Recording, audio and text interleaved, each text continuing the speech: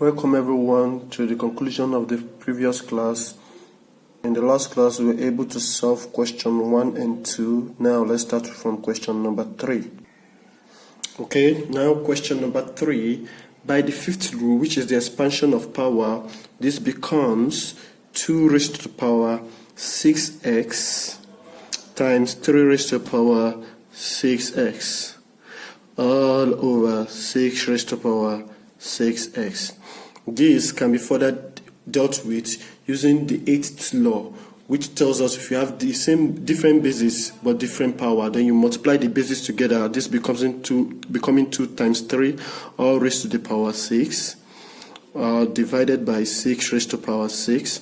Simplifying this one further, this becomes 6 raised to the power 6x, then divided by 6 raised to the power 6x. This becomes the second rule, where we have the subtraction of power, that is 6 raised to the power x minus 6 raised to the power x. This becomes 6 raised to the power 0.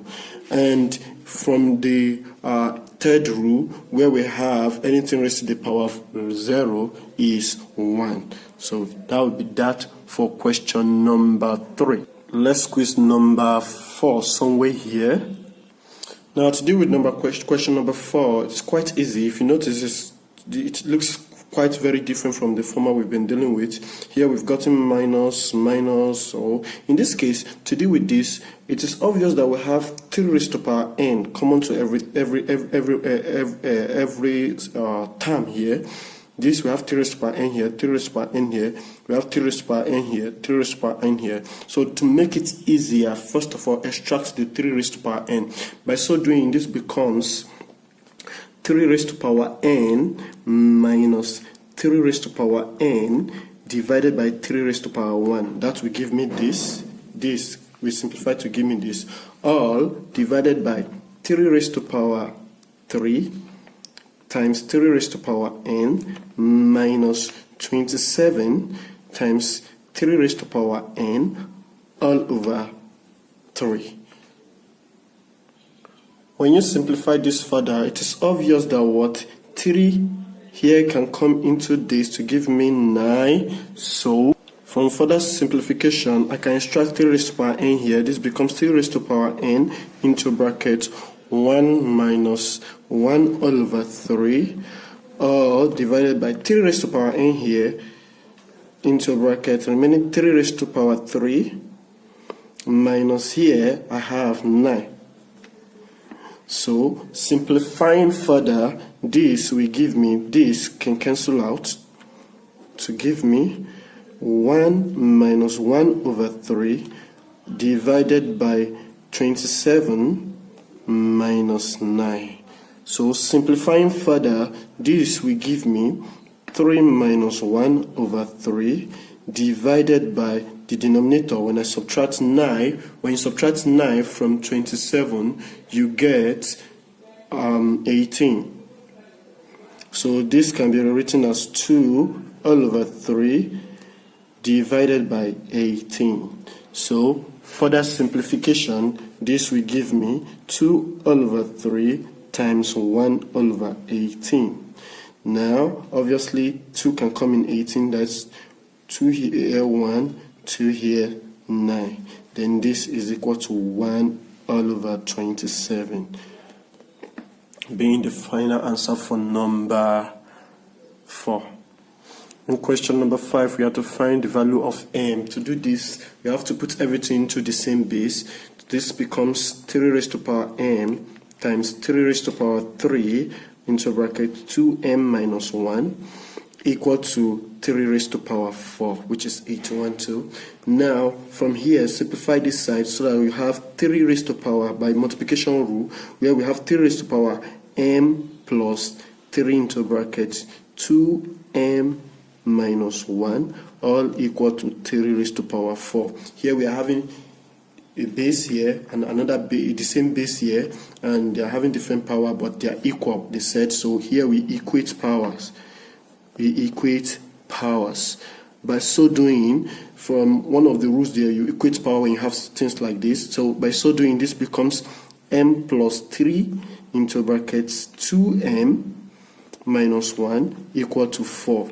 Now simplifying further now, opening the bracket, we have m plus 6m minus 3 equal to 4. Collecting like terms, we have m plus 6m equal to 4 plus 3, 7m equal to 7. Divide both sides by 7, I have m equal to 1. 7 all over 7, which is equal to 1.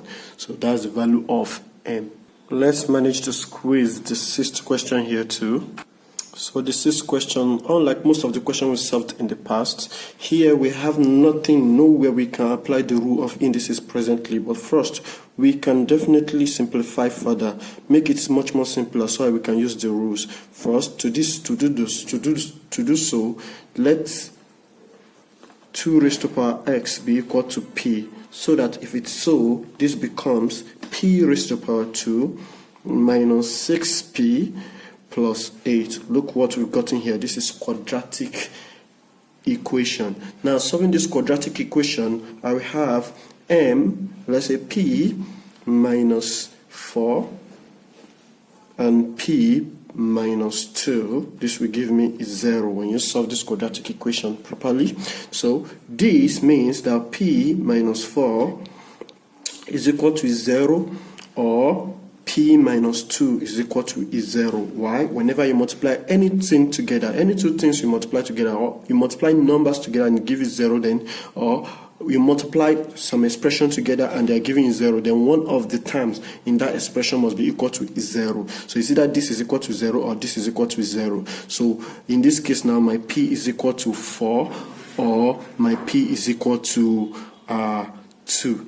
Now, don't forget, we said our p is 2 raised to power x. So recall that what p is equal to 2 raised to power x. So that what my 2 raised to power x now will be equal to 4 in this case, or my 2 raised to power x will be equal to 2 in this case. This can be represented in index form where we have 2 to be its base. Then we have 2 raised to power x equals to 2 raised to power 2. Or 2 raised to power x is equal to 2 raised to power 1. Now equating powers now, since they are equal,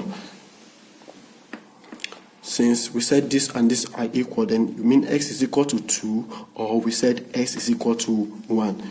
Equation solved. For the last question, it is obvious that we have two bases here. How we can find the base of 2 and 5 here, like this is 5, and here we can find the base of 2 here. Why not just let us extract them out and see how it looks like? Or better still, put this into the base of 2 and let's solve further.